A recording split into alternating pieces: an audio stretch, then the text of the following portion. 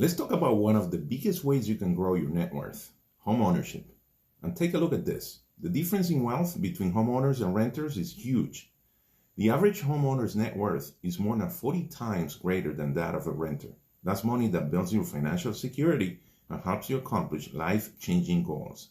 But what connects owning a home and building equity or building wealth? The answer is home equity.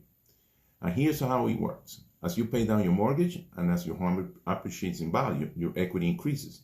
And that goes directly towards building your wealth. It's a major opportunity that you miss when you rent. So if you're looking to grow your net worth, homeownership is the way to go. Let's chat about it today. After all, if you rent with the increasing cost of renting, you're just throwing money off the window. Let's connect and get you moving towards your next home.